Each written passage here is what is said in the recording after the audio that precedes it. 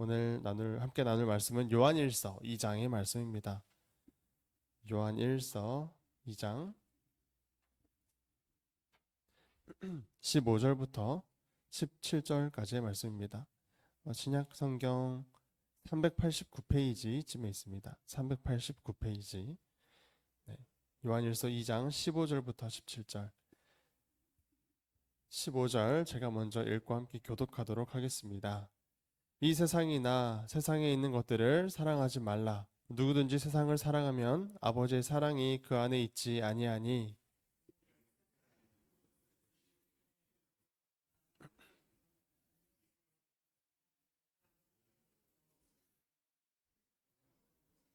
함께 읽겠습니다. 이 세상도 그 정욕도 지나가되 오직 하나님의 뜻을 행하는 자는 영원히 거하느니라. 아멘. 오늘 우리가 함께 계속해서 살필 본문은 그리스도인이 구원을 확신하는 그 본문이 저번 주 말씀이었고, 그리고 그 가운데, 그 확신하는 가운데 세상을 사랑하는 마음을 버리고 세상의 가치관을 따라가는 것을 버리고 하나님의 뜻을 행하는 일에 매진해야 한다라고 권면하는 내용입니다. 즉 오늘 본문은 하나님 나라의 백성이 된 성도들에게 어떻게 이 세상을 살아가야 하나 하는 주제입니다. 먼저 15절에 보시면 세상을 사랑하지 말라는 이 명령은 종종 오해를 받아오기도 했습니다. 거룩과 세속 이렇게 두 가지로 나누는 이원론이라고 하죠. 기독교에는 세상을 등진 채 살아가야 한다는 식으로 이해했던 것입니다. 그러나 이것은 그런 의미가 아니고 성경은 세상에 대해서 등지라 말하지 않습니다. 그런 가르침을 주신 것이 아니라 예수님께서도 십자가를 지시기 전에 이렇게 말씀하셨어요. 이렇게 기도하셨어요. 내가 비옵는 것은 그들을 세상에서 데려가시기를 위함이 아니요 다만 악에 빠지지 않게 보존하시기를 위함이니이다. 세상에서 도피하라거나 세상을 거부하라는 말이 아닙니다. 이 명령은 금욕주의를 가르치는 것도 아니고 술, 담배와 같은 어떤 특정한 행위들을 하지 말라거나 사회나 정치에 관심을 가지지 말라거나 이런 의미가 아닙니다. 세상이라는 것은 술이나 담배와 같은 것들로 이해할 수가 없고 설명할 수가 없고 우리가 이 세상의 정치와 사회에 관심을 가지고 살지 않으려면 이 세상을 떠나 어떤 산속으로 수도원으로 들어가야 할 것입니다.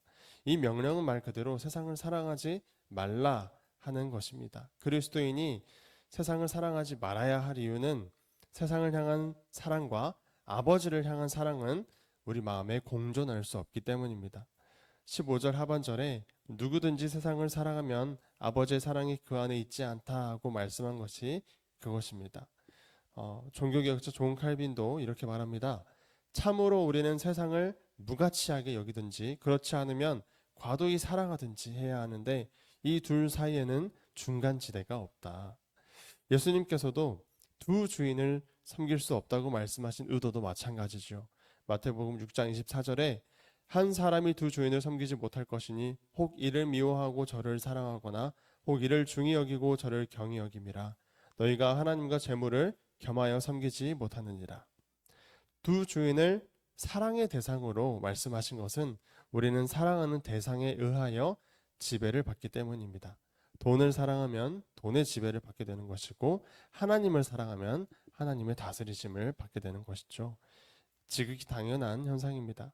야고보서 4장 4절에서도 말씀합니다. 가늠한 여인들아 세상과 벗된 것이 하나님과 원수됨을 알지 못하느냐. 그런즉 누구든지 세상과 벗이 되고자 하는 자는 스스로 하나님과 원수되는 것이니라. 세상을 향한 사랑이나 아버지를 향한 사랑이나 이러한 두 가지 사랑이 한 사람의 마음 가운데 공존할 수 없다는 것에 대해서 사도 요한도 좀 더 설명합니다. 16절 하반절에 보시면 다 아버지로부터 온 것이 아니요 세상으로부터 온 것이다 라고 말씀하죠. 세상에 있는 모든 것의 원천이 아버지께 있지 않고 세상에 있다는 말씀입니다. 이 세상도 그 정욕도 지나갑니다. 지나갈 것, 잠깐 있다가 없어질 것, 결국 그림자와 허상에 지나지 않는 것들에 목숨 걸지 말라 하는 말씀입니다.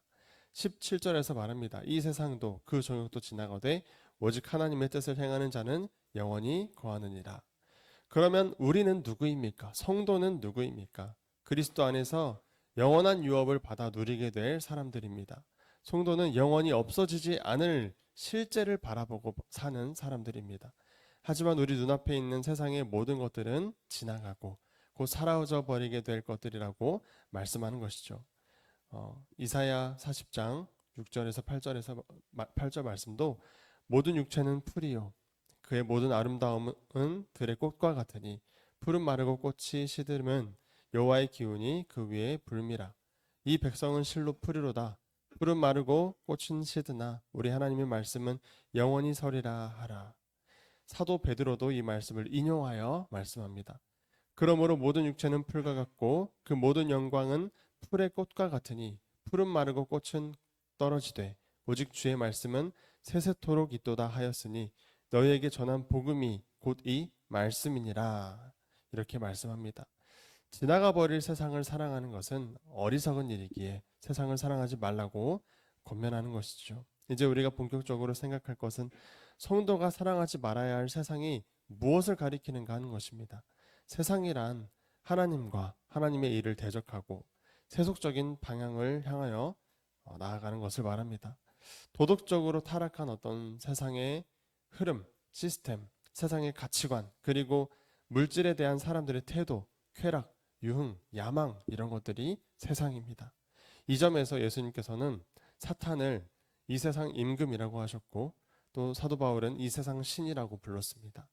사도 요한이 세상에 있는 모든 것이 다 아버지께로부터 온 것이 아니요 세상으로부터 온 것이라고 한 것은 이런 토대로 말씀을 한 것입니다. 사도가 사랑하지 말라고 한 세상은 이런 의미의 세상입니다.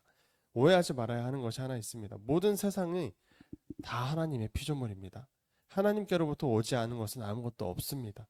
그러나 지금 본문에서 세상에 있는 모든 것이 다 아버지께로부터 온 것이 아니라라고 할 때 이것은 창조된 세상을 의미하거나 창조된 사람을 의미하는 것이 아니라 타락한 세상의 악한 시스템, 하나님으로부터 온 것이 아니라 마귀에게서 온 것이라고 말씀하는 것이죠. 하나님은 악의 조성자가 아니시기 때문입니다. 사도는 세상에 있는 모든 것을 세 가지로 정리합니다. 육체의 정욕, 안목의 정욕, 그리고 이생의 자랑입니다. 이것들은 하나같이 세상이 인간에게 줄 수 있을 것처럼 보이지만 결코 줄 수 없는 것들이에요. 마귀는 거짓의 아비이기 때문에 세상도 역시 그 임금인 마귀를 닮아 거짓으로 사람들을 기만하는 것이죠. 하나씩 보겠습니다. 먼저 육신의 정욕입니다. 사도가 육신의 정욕이라고 할 때 이것은 단순히 육체적인 욕망만을 가리키는 것이 아니라 하나님을 대적하는 기질을 포함하고 있습니다. 로이드 존스라는 목사님은 이것을 육신의 순간순간의 욕구에 매여 사는 것이다 라고 말합니다. 식욕이나 성욕과 같은 감각적인 만족만을 추구하는 태도를 가리킨다고 보았습니다. 또 어떤 신학자도 이렇게 잘 설명합니다. 제가 읽어드리겠습니다. 육신의 정욕이란 감각에 지배되어 사는 삶을 말합니다.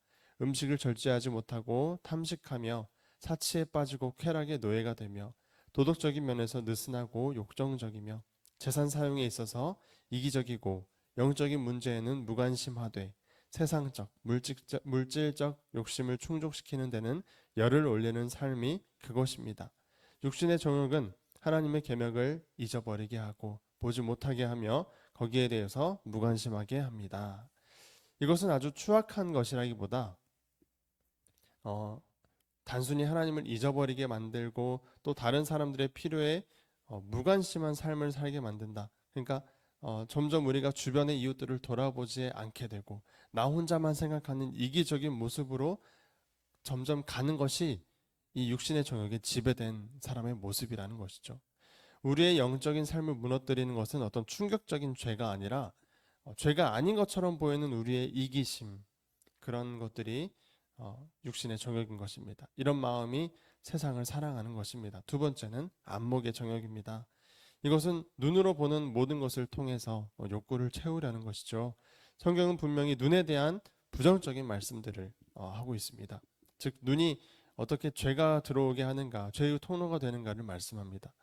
아간, 여호수아 7장 21절에 아간이 여리고성의 물건들을 훔쳤을 때 그는 보고 탐을 내어 훔쳤습니다. 또 다윗도 보물로써 죄를 짓게 되었고 또 이런 눈의 위험한 유혹을 욥은 이렇게 고백합니다. 욥은 내가 내 눈과 약속하였나니 어찌 처녀에게 주목하랴 이런 식으로 고백하죠.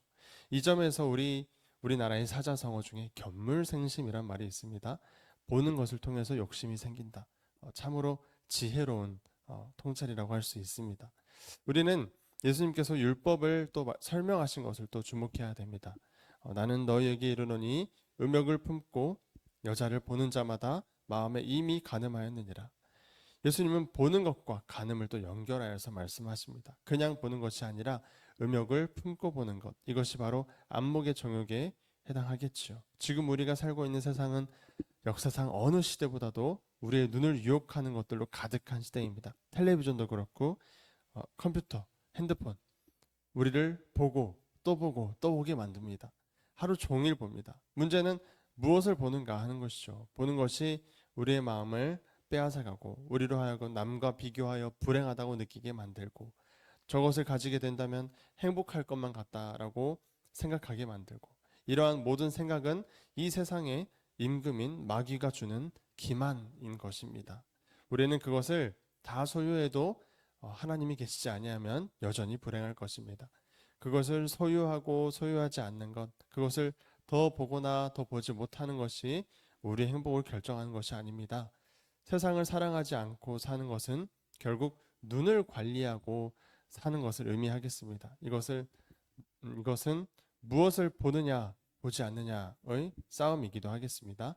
마지막으로 이생의 자랑입니다. 앞에 두 가지가 정욕과 관련된 내용이라면 여기서 이제 이생의 자랑은 태도의 문제입니다. 태도. 즉 여기서 말하는 것은 이 세상에서 무엇을 가졌느냐 또 무엇을 자랑하느냐의 문제이죠. 야고보서는 이것을 허탄한 자랑이다라고 야고보서 4장 16절에서 말합니다. 여기 사용된 자랑이라는 헬라어 단어 자체가 허탄한 것을 자랑하다라는 뜻을 함축하고 있습니다. 또 사도 바울은 이런 자랑을 로마서 1장 30절에서 이런 자랑하는 자를 사형으로 해당한다라고 하나님께서 정하셨다 이렇게 말씀합니다. 디모데후서 3장 2절에서도 사람들이 보여줄 말세의 징조다라고 소개하고 있어요. 사람이 자랑하는 것, 그것은 그가 무엇을 소중히 여기는가를 여실히 보여주는 것이죠.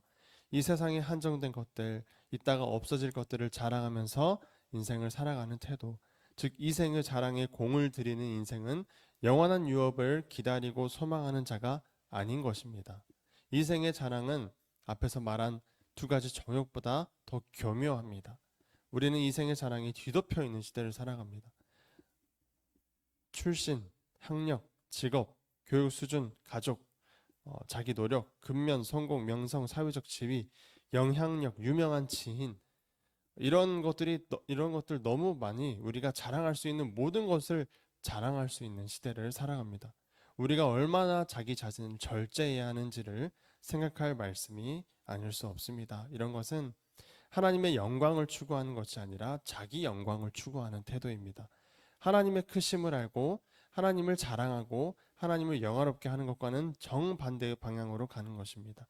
세상과 세상에 있는 것들을 자랑하지 말아야 할 이유가 이런 것들은 다 지나가는 것들이라고 앞서 말씀드렸습니다. 이 세상도 그 정욕도 지나가되라고 말씀합니다.